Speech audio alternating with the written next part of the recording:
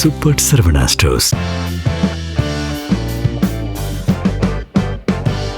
நேயர்களே, தற்போது அமெரிக்காவுடைய வந்து இஸ்ரேல் மத்திய கிழக்குல ஈரானுடைய அந்த நிகழ்வுகளை பற்றி நம்ம பேசுவோம். இப்போ நேற்றைக்கு அமெரிக்கா செய்த, அதாவது இஸ்ரேல் ஈரானில் செய்த ஆயில் டேங்கர் வெடிப்பு வந்து ஒரு பெரிய பயங்கரவாத செயலாக, அதுவும் மக்கள் வாழுகிற 1 கோடி மக்கள் வாழ்கிற தெஹ்ரானில் கருப்பாக மாறி அமிலமலை கருப்பாக பெய்ந்ததை உலகமே கண்டிக்கிற அளவிற்கு அமெரிக்கா வந்து எல்லை மீறி போகிறது.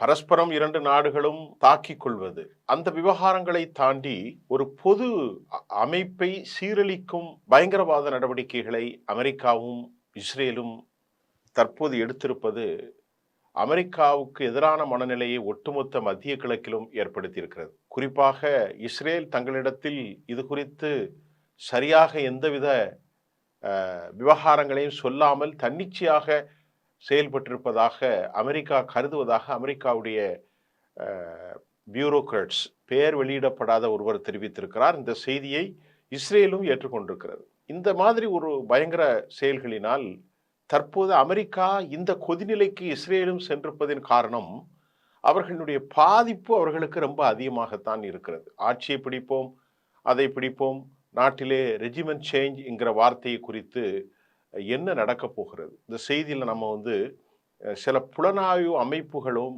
முன்னாள் ட்ரம்புடைய ஆலோசகருடைய செய்திகளை நான் உங்களுக்கு இப்பொழுது தர காத்திருக்கிறேன்.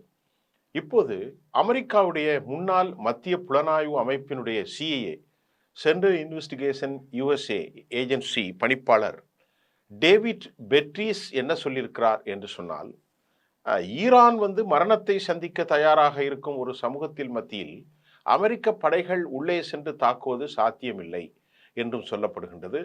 இதற்கிடையிலே நேற்று அவர்கள் ஆயில் டேங்கரை தாக்கிய போதும் இஸ்ரேலியர்கள் 200 பேர் ஒரே இடத்தில் கூடியிருந்த போது அதை குறிவைத்து பலியான சம்பவம் ஒரு கடுமையான சோகத்தை இஸ்ரேலில் ஏற்படுத்தியிருக்கிறது. ஒட்டுமொத்த டிஃபென்ஸ் காரிடாருடைய செக்ரட்டரி அலி லாரிஜானி மிக கடுமையான எச்சரிக்கை, ட்ரம்ப் எந்த நிலையிலும் தப்ப முடியாது நிலை என்றும், எங்கள் தலைவர் இமாம் அலி கொமெனி மற்றும் மரணத்திற்காகவும் பொதுமக்கள் மரணத்திற்காகவும் காரணமான அமெரிக்கா தக்க பாடம் புகட்ட நாங்கள் எல்லா நிலைகளிலும் தயாராக இருக்கிறோம் என்றும், போர் நீடித்து நடைபெறும் என்றும் அவர் குறிப்பிடுகிறார். இதற்கிடையிலே அமெரிக்காவுடைய இன்டெலிஜென்ஸ் CIA, ஈரான் வீழ்த்தப்பட இயலாது, ஆட்சி மாற்றம் சாத்தியக்கூறு இல்லை என CIA தெரிவித்திருக்கிறது. அதே நேரத்தில் தரைப்படை மூலம் ஒரு போதும் அமெரிக்கா வெற்றி பெற இயலாது என்பதையும் அவர்கள் குறிப்பிடத்தக்கது. கெமேனி படுகொலைக்கு பின்னர் ஈரான் அரச கட்டமைப்பு எந்த ஒரு மாற்றமும் இல்லாமல் மிகவும் ஆழமான, உறுதியான, அதே நேரத்தில் போரை எந்த தயக்கமும் இல்லாமல் நடத்தி கொண்டிருப்பது, அமெரிக்கா எதற்காக இந்த தாக்குதலை நடத்தி வருகின்றார்கள் என்று தெரியவில்லை என்ற கருத்தும் தற்போது வெளியாகி இருக்கிறது. இந்த நிலையில் மிகப்பெரிய அளவிலான மத்திய கிழக்கில் விலைவாசி உயர்வை அதிகரிக்கும் நிலை காணப்படுகிறது. உதாரணத்திற்கு 2 ரியாலுக்கு விற்ற வெங்காயம் கிட்டத்தட்ட அது 8-9 ரியாலுக்கு விற்ற ஒரு வாழைப்பழம் 17 ரியாலுக்காகவும், 2.5 ரியாலுக்கு விற்ற ஒரு தர்பூசி பழம் தற்போது அது 7 ரியாலாகவும் மாறி இருக்கிறது. இப்பொழுது கடந்த போர்களை விட ஈரான் துல்லியமாக தாக்குதலுக்கு என்ன காரணம்? ரஷ்யாவினுடைய என்ட்ரி ஈரானுக்கு என்ன லாபத்தை தரும்? அமெரிக்க இராணுவ நிலைகள் தற்போது முழுமையாக அளிக்கப்படும் நிலையில் அமெரிக்கா மிக கடுமையாக அதற்கு எதிர்வினை ஆக்குகின்றது. இந்த நிலையில தான் New York times, Washington post, associate press மற்றும் CNN 4 விஷயங்கள், New York times, Washington post, associate press மற்றும் CNN நியூஸ் ஏஜென்சி ஒரு கருத்தை வெளியிட்டிருக்கிறது. அந்த கருத்தில் என்ன சொல்லியிருக்கு? ரஷ்ய உளவு அமைப்பு முழுமையாக ஈரானுக்கு ஆதரவாக களத்தில் குதித்திருக்கிறார்கள். ஈரான் தற்போது மத்திய கிழக்கு நாடுகள் மத்தியில் ஒரு லிமிட்டட் தாக்குதலை, அதாவது மட்டுப்படுத்தப்பட்ட அளவில்தான் அவர்கள் தாக்குதலை நடத்தி வருகிறார்கள் என்று அந்த செய்தியில குறிப்பிட்டு, புட்டின் ஒரு வார் கிரிமினல் என்று அமெரிக்காவின் பெரும்பாலானவர்கள் கூறுகிறார்கள் என்ற செய்தியும் நான் மேற்குறிப்பிட்ட இந்த செய்தி ஏஜென்சி சொல்கிறது. இந்த முறை ரஷ்யா மிக துல்லியமாக ஒரு மோப்பம் பிடித்து மேப்பை கொடுத்துதான் ஈரான் எந்தெந்த நிலைகளில் எப்படி தாக்க வேண்டும் என்றெல்லாம் அவர்கள் கொடுத்த அந்த வடிவமைப்பை பின்பற்றித்தான் துல்லியமான தாக்குதலின் மூலம், ஏவுகணை தாக்குதலின் மூலம் அமெரிக்காவுக்கும் இஸ்ரேலுக்கும் பெரும் நாசகார சேதாரம் ஏற்பட்டிருக்கிறது. ஆக ரஷ்யா மற்றும் சீனா உதவியோடு தான் இந்த தாக்குதலை அமெரிக்க ஏவுகணை தொழில்நுட்ப சாதனங்களை எல்லாம் அடித்து துவம்சம் செய்து விட்டதாகவும் நமக்கு செய்தி வந்திருக்கிறது. 50 ஏவுகணை தொழில்நுட்ப சாதனங்களின் மூலம் இஸ்ரேல் தற்போது அழிந்து வரும் நிலையில் அமெரிக்க அதிபர் டொனால்ட் ட்ரம்ப் சரணடைய வேண்டும் என்றும் அவர் பிதட்டி கொண்டிருக்கிறார். ட்ரம்புடைய former adviser John Bolton revealed, Iran எந்த ஒரு நிலையிலும் சரணடைய வாய்ப்பில்லை என்று ஜான் போல்டன், அதாவது ட்ரம்புடைய ஃபார்மர் அட்வைசர் ஜான் போல்டனுடைய கருத்தையும் நாம் இங்கே கவனிக்க வேண்டும். அதற்கு முன்பு டேவிட் பெரிஸுடைய கருத்தையும் நான் உங்களுக்கு சொல்லியிருந்தேன். அமெரிக்கா பல்வேறு நிலைகளிலிருந்து இனி மத்திய கிழக்கு நாடுகள் மத்தியிலே அமெரிக்கா முழுமையாக வெறுப்பும் அது அகற்றப்படுவதற்கு வாய்ப்புள்ளது என்பதும் செய்தியினுடைய வாயிலாக நமக்கு கவனிக்க முடிகின்றது. அமெரிக்காவை நம்பி பல $1 trillion முதலீடு செய்தும் அவர்களுக்கு எந்த பிரயோசனமும் இல்லை. தாக்கப்படுகின்ற நாடுகளுக்கு மத்தியிலே கத்தர் 1 லட்சம் படைகளை கொண்ட படைகளை முதலாவதாக ஆரம்பித்திருக்கிறார்கள். அவர்கள் யாரும் பாதுகாப்பாக இல்லையோ, மட்டுப்படுத்தப்பட்ட தாக்குதலில் தான் அவர்கள் தப்பி இருக்கிறார்கள். ஒருவேளை அவர்கள் மிக கொடூரமான தாக்குதலை மக்களின் பகுதியிலே நடத்த வேண்டும் என்று நம்பினால் அமெரிக்காவால் எதுவும் செய்யாமல் போயிருக்கும் என்பதை நன்கு உணர்ந்த சவுதி அரேபியா, கத்தர், யுனைடெட் அரபு எமிரேட்ஸ், பஹ்ரைன் மற்றும் ஓமன் போன்ற நாடுகள் அமெரிக்காவை இந்த போருக்கு பின்பு மத்திய கிழக்கில் அமெரிக்காவுடைய நிலை மாறலாம். இந்த நிலையில் அமெரிக்கா 150 மில்லியன் அளவில் இஸ்ரேலுக்கு அவசர கதியிலே ஆயுத சப்ளைகளை, இதுல பங்கர் பஸ்டர் குண்டுகள் எல்லாம் இருக்கும் என்று நம்பப்படுகிறது. ஈரானை தாக்க தங்களினுடைய நிலப்பரப்பை பயன்படுத்த அனுமதி வழங்காத அண்டை நாடுகள் மீது தாங்கள் இனி தாக்குதல் நடத்த மாட்டோம். இந்த முடிவை இடைக்கால தலைமை கவுன்சில் எடுத்துள்ளது. ஈரானுடைய இடைக்கால தலைமை கவுன்சில். இதனால் இனி ஈரானில் இருந்து அண்டை நாடுகளை நோக்கி ஏவுகணைகள், ட்ரோன்கள் தாக்குதல்கள் நடத்தப்படாது என்றும் சொல்லப்படுகிறது. ஈரான் சரணடைய வேண்டும் என்று எங்களுடைய எதிரிகள் விரும்புகின்றார்கள். இந்த விருப்பம் ஒருபோதும் நிறைவேறாது. இதனை எதிரிகள் தங்களின் கல்லறை வரை எடுத்து செல்ல வேண்டியிருக்கும் என்று சொல்கிறார் மசூத் பெசஸ்கியான். இதன் மூலம் ஈரான் தனது அண்டை நாடுகளாக உள்ள சவுதி அரேபியா, கத்தர், ஐக்கிய அரபு அமீரகம், பஹ்ரைன், குவைத், ஓமன், ஈராக் உள்ளிட்ட நாடுகள் மீது தாக்குதல் நடத்தாது என்பதை அறிவிப்பு செய்திருக்கிறது. இதன் மூலம் மத்திய கிழக்கு பிராந்தியத்தில் ஓரளவுக்கு பதட்டம் தனிய வாய்ப்புள்ளது. இருந்த போதிலும் பெசஸ்கியானுடைய இந்த ஸ்டேட்மெண்ட்டை தாக்கியும் திடீரென துபையில் தாக்கப்பட்டிருக்கிறது. அதற்கு காரணம், துபை போர் நடக்கும்போது யூரோப்பிய யூனியன்ல இருந்து ஆட்களை அனுப்புவதற்கு முயற்சி செய்த சம்பவத்தை கேள்விப்பட்ட உடனே அவர்கள் தாக்கியிருக்கிறார்கள்.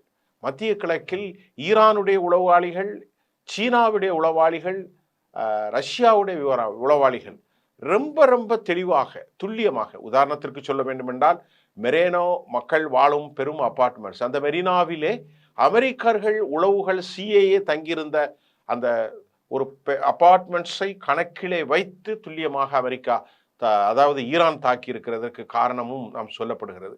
அதே வேளையில் அமெரிக்காவும் இஸ்ரேலும் தொடர்ந்து ஈரானை தாக்கி வருகின்றன. ஈரான் தற்போது தாக்குதலை நிறுத்துவதாக அறிவித்துள்ளதால், அதாவது எப்ப பக்கத்து நாடுகளை இஸ்ரேலும் கூட அட்டாக் செய்ய வாய்ப்பு குறையலாம் என்ற சர்வதேச நோக்கர்களின் கருத்து பொய்ப்பித்திருக்கிறது. ஏனென்றால் அதற்கு பின்புதான் கரும் புயல், கருப்பு தாக்குதலை நடத்தியிருக்கிறார்கள். ஆசிட் மழை பெய்திருக்கிறது. இதற்கிடையிலே ஏமனில் இருக்கக்கூடிய ஹவுதிகள் பயங்கர தாக்குதல்களை யுஎஸ்எஸ் ஹரி ட்ரூமன் தாக்குதலுக்கு உள்ளான நிலையில் ரெட்சி பகுதிகளில் மீண்டும் வார் எஸ்கலேஷன் தற்போது எழுந்திருக்கிறது என்பதையும், இந்த வார் எஸ்கலேஷன் தொடரும் நிலையில் முடிவுகள் மிக ஆபத்தான நிலையாக மாறியிருக்கிறது. அதே போன்று இந்தியாவினுடைய ட்ரைனிங்குக்கு வந்திருக்கக்கூடிய ஐரிஸ் டெனோ என்னும் ஈரானிய கப்பல்களை, ஆயுதங்களை சுமந்து வராத சாதாரண வீரர்களை அமெரிக்கா கொன்றது தற்போது ஈரானில் பழிவாங்கும் நடவடிக்கையின் ஒரு பகுதியாக, அதாவது இந்தியாவினுடைய அழைப்பின் பேரில்தான் ஈரானுடைய பயிற்சி கப்பல் விசாகப்பட்டினத்திற்கு வந்திருந்தது. அவர்கள் பயிற்சியை முடித்துவிட்டு அந்த கப்பல் திரும்பி கொண்டிருந்தது ஈரானை நோக்கி. அப்போதுதான் தாக்குதல் நடத்தப்பட்டிருக்கிறது என்ற செய்தியும் நாம் இங்கே சொல்ல வேண்டியதாக இருக்கிறது. இது போர்க்கப்பல் என்றாலும் கூட இந்தியாவினுடைய நட்பு முறை பயணத்தில் தான் இருந்தது. எனவே இதில் எந்த ஆயுத பயன்பாட்டிலும் இந்த கப்பல் இல்லை. இப்படி உடனடியாக அச்சுறுத்தல் இல்லாத கப்பலை தாக்குவது என்பது இது ஒரு கரோலின் சோதனை என்னும் சர்வதேச சட்ட முறைகளுக்கு எதிரானது என்றும் சொல்லப்படுகிறது. தற்போது தென்கொரியாவிலிருந்து ஜிபிஎஸ் கருவிகள் மற்றும் அப்பாச்சி ரக ஹெலிகாப்டர்கள் மற்றும் எம்ஐஎம் ஏராளமான கருவிகள் எங்கே வந்திருக்கிறது என்று சொன்னால், தென்கொரியாவிலிருந்து என்ன இதெல்லாம் வந்திருக்குன்னா, அப்பாச்சி வந்திருக்கு, எம்ஐஎம் வந்திருக்கிறது, அதே போன்று இன்னும் பல சாதனங்கள் அங்கே வந்திருக்கிறது. இவற்றில் ரெடார் சிஸ்டம் மிக முக்கியமாக அனுப்பப்பட்டிருக்கிறது. இதற்கு காரணம் ரஷ்யாவினுடைய துல்லியமான வழிகாட்டுதலில் 7க்கு 7 தான் இருந்தது. அமெரிக்காவினுடைய 7 தாட் சிஸ்டம், அதாவது terminal high altitude air defence system என்று சொல்லக்கூடிய தாட், அவற்றில் 4ஐ துல்லியமாக அமெரிக்கா அழிவை சந்தித்திருக்கிறது. அதாவது இந்த தாட் சிஸ்டத்தில் 7இல் 4ஐ துல்லியமாக ஈரான் அழித்திருக்கிறது. இரண்டாவது 11 ரெடார்களை அழித்திருக்கிறார்கள். ஆகவேதான் இப்போது ரேடார் கருவிகள் இல்லாமல் எதையும் கண்டுபிடிப்பதற்கு சாத்தியம் இல்லை. தாட் சிஸ்டம் இல்லாமல் ஏர் டிஃபென்ஸ் சிஸ்டம் கொலாப்ஸ். அதனால்தான் இன்றைக்கு அயன்டோம், டேவிட் சில்லிங், ஏரோ 23, தாட் சிஸ்டம், பேட்ரியாட் எல்லாவற்றையும் ஊறி கொர்ரம் சோர் 1, 2, 3ல 4, அது மட்டும் இல்லாமல் ஹைபர் ஷெகான், இமாமத், அதே போன்று சிஜீல், கஹர், கதர், இப்படி ஏராளமான நீண்ட மற்றும் தொலைதூர ஐசிபிஎம் இன்டர் கான்டினல் பாலிஸ்டிக்ஸ் மிசைல் அவர்கள் தாக்கியிருக்கிறார்கள். இந்த தாக்குதலினால் இஸ்ரேல் நிலை குலைந்தது போனது மட்டுமல்ல, கடந்த 2025 கஸாவிலுடைய நிலையை விட படுமோசமான Israel Tel Aviv, Haifa, Ashkelon, Kiryat Shmona, West பேங்குடைய செட்டிலர்ஸ் ஏரியா, இன்னும் பல பகுதிகள், ஜெருசலத்தினுடைய பல பகுதிகள் நாசகார தாக்குதலுக்கும் ஈரானுடைய பாலிஸ்டிக்ஸை அவர்கள் கட்டுப்படுத்த முடியவில்லை.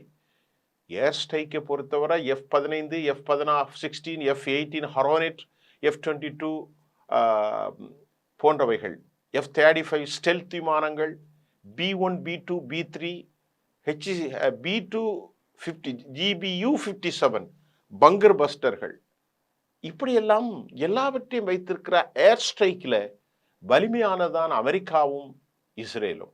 இஸ்ரேல் அமெரிக்கா ரெண்டும் ஒன்று தான். அவர்கள் கொடுப்பதை இவர்கள் வைப்பார்கள்.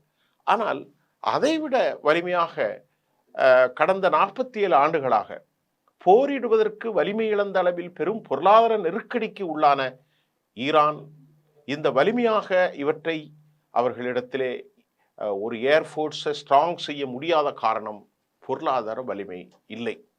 ஆனால் அமெரிக்க அதிபர் என்ன சொல்கிறார்? அவர்களுடைய டெக்னாலஜிஸ், ஏர்ஃபோர்ஸ் இல்லை, இன்ஃபர்மேஷன் டெக்னாலஜிஸ் எங்கள் அளவுக்கு இல்லை அப்படின்னு சொல்றார். அது உண்மையாக இருந்தாலும் அவர்கள் மலை போல் குவித்திருக்கிற அதாவது இந்த பலிஸ்டிக் ஏவுகணைகள் ஹைப்பர்சோனிக்கின் மூலமாக, ஒரு ஹைப்பர்சோனிக்கினுடைய வேகத்தை நீங்கள் சற்று புரிந்து கொண்டால் உங்களுக்கு இது தெரியும்.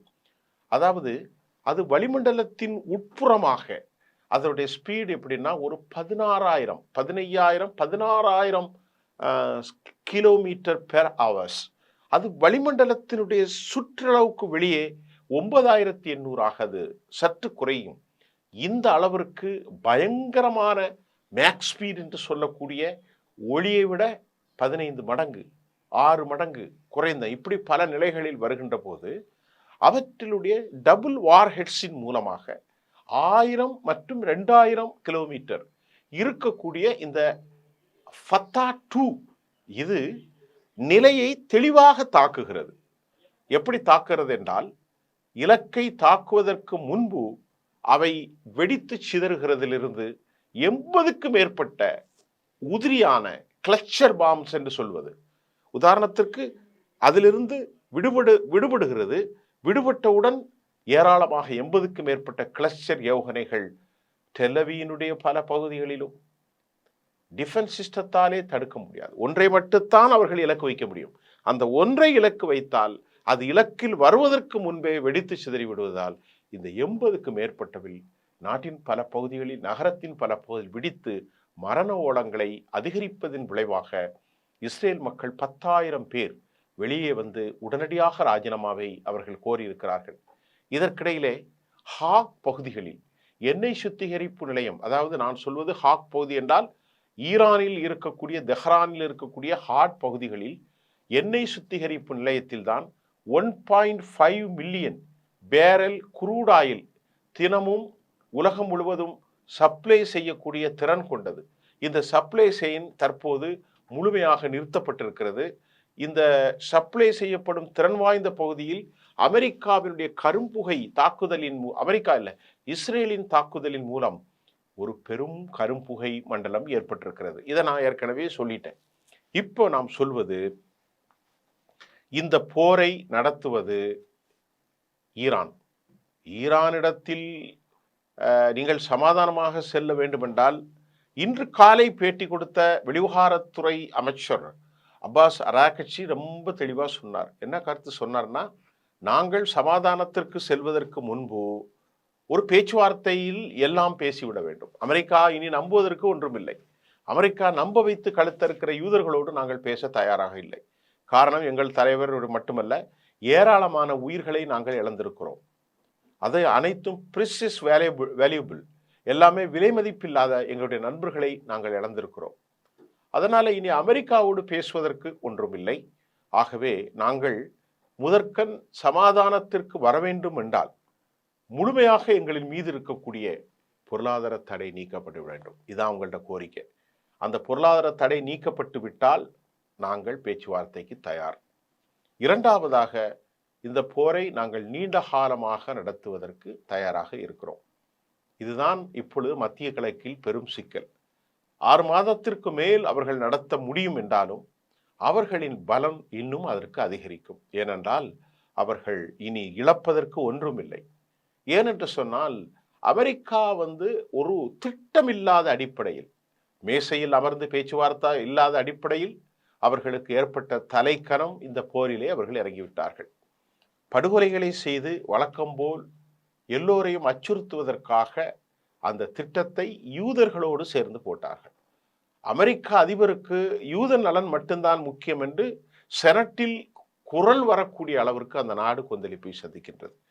பெஞ்சமினை காப்பாற்றுவதற்கும் வருங்கால தேர்தலில் ஒரு ஜிண்டோயிசத்தை உருவாக்கி நாடு முழுவதும் தேசியவாதத்தை கட்டமைப்பதற்காக அவர்கள் முயற்சியை இப்பொழுது ஈரானும் அவர்களுடைய பின்னால் இருந்து இயக்கும் ரஷ்ய, சீனா முறியடித்திருக்கிறது. நேரடியாக அவர்கள் இந்த போர் களமுனையில் குதிக்காமல், களமுனைக்கு தேவையான துல்லியமான, நெருடலான அல்லது மிகப்பெரிய பாரிய அழுத்தத்தில் சீரழிவை ஏற்படுத்தும் எதிரிகளினுடைய தங்கும் இடங்கள், அவர்களுடைய குடிசைகள், இல்லங்களை எல்லாவற்றையும் தெளிவாக அடித்து நாசம் செய்திருக்கிறார்கள். ஆனாலும் அமெரிக்காவினுடைய வெளிவிவகாரத்துறை இல்லாமல் பெஞ்சமின் நெதன்யாகுடைய இந்த நடவடிக்கையை எங்களுக்கு கேட்காமல் தான் இந்த குரூட் சென்டரை அடித்தார் என்றும், இதன் மூலமாக ஈரானில் பெரும்பான்மையான தண்ணீர்கள் டாம் மூலமாகத்தான் வரும், அவற்றிலும் மாசு கலந்து பலர் பாதிக்கப்பட்டிருக்கிறார்கள் என்கின்ற கொடூரமான செய்தி மத்திய கிழக்கில் அமெரிக்காவுக்கு பெரும் பின்னடைவு. இந்த நிலையில் ரெடார் சிஸ்டம் இல்லாமல் அமெரிக்கா பெரும் சீரழிவில் ரெடார்களை 11க்கும் மேற்பட்டவைகளை, இது ஈரானால் சாத்தியமில்லை, ஈரானுடைய ஏவுகணைகளால் சாத்தியம். ஆனால் எந்த இடத்தில் ரேடார் எப்படி மாட்டப்பட்டது என்பதையெல்லாம் அது சொல்லாமல் வெற்றி பெற முடியாது. இந்த கணக்கை ரஷ்யாவும் சீன செய்மதியும் கொடுத்திருக்கிறது. சீன செய்மதியினுடைய விவகாரங்கள் ஏற்கனவே ஆரம்பித்தது. ஆனால் ரஷ்யா ரொம்ப தெளிவாக கொடுத்ததன் விளைவாகத்தான் தற்போது அமெரிக்க அதிபர் டொனால்ட் ட்ரம்ப் முதற்கட்ட செய்தி கொண்டு வந்திருக்கிறது. தற்போது அதன் மூலமாக சவுதி அரேபியாவிலிருந்து உடனடியாக தமது படைகளும் அமெரிக்கர்களும் வெளியேற வேண்டும் என்று அவர் கோரிக்கை விடுத்திருக்கிறார். அப்படி என்றால் அவர்களுக்கான பின்னடைவை நாம் பார்த்து கொள்ளலாம் என்பதுதான் பார்க்கப்படுகின்றது. ஆனால் இவ்வளவு பெரும் சீரழிவு 3000த்திற்கும் மேற்பட்ட நிலைகளை நேற்றி தாக்கி பற்றி எறிந்தது தெஹ்ரானுடைய கட்டமைப்புகள் அனைத்தும் சீரழிக்கப்பட்டு விட்டதாக சொன்னாலும் மற்றொரு செய்தி, மலைகளுக்கு கீழ் எந்த ஒரு ஆயுதங்களாலும் துவம்சம் செய்யப்பட முடியாத நிலக்கீழ் சுரங்கத்தில் பெரும் நகரங்களை அவர்கள் அமைத்திருப்பதை அமெரிக்காவில் மட்டுமல்ல உலகின் எந்த நாட்டிலும் அவ்வளவு ஆழமாக செல்கிற ட்ரில் போடக்கூடிய ஒரு சாதனம் இல்லை என்று சொல்லப்படுகின்றது. அது உண்மைதான். ஆகவேதான் எவ்வளவு காலத்திற்கும் நாங்கள் போரிட தயார் என்று ஈரான் சவாலை விடுகின்றது. அவற்றில் பல வழிகளும் எந்த ஒரு செய்வதி மூலமும் அந்த ஏவுகணை தளங்களை கண்டுபிடிக்க முடியாமல் அமெரிக்கா திணறி வருவதாகவும் தற்போது செய்திகள் கிடைத்திருக்கிறது. ஆகவே போரின் பேச்சுவார்த்தை முடிந்தால் உலகம் சமாதானமாகும், மக்களுடைய படுகொலைகள் நிற்கும் எந்த பக்கமாக இருந்தாலும். ஆனால் அதற்கு முன்பு ஒரு எல்லா விவகாரத்திலும் ஒரு சமாதானம் தேவை என்பதுதான் இப்பொழுது சொல்லப்படுகிறது. ஒருவேளை இதனுடைய கொதிநிலை அணு ஆயுத போராக மாறிவிடுமா என்ற கேள்வியும், சாம்சன் நடவடிக்கையின் மூலம் இஸ்ரேல் தனது தோல்வியில் கடைசியில் அணு ஆயுதத்தை எடுக்குமா என்ற பதட்டமும் நிறைந்திருக்கிறது. ஈரான் அணு ஆயுதத்தை முழுமையாக செய்து முடித்திருக்கிறார்கள், எந்த நேரமும் அவர்கள் அதனை வெடிக்கச் செய்யலாம் என்ற பதட்டமும் உலக நாளிதழ்கள் வந்திருக்கிறது. மக்களை பதற்றமடைய செய்யாமல் உண்மை தகவல்களை கொடுக்க வேண்டும். ஆகவே தான் தரம் பிரித்து இது போன்ற தகவல்களை உங்களுக்கு தருகிறோம். மீண்டும் நாளை காலை தர காத்திருக்கிறோம். நன்றி.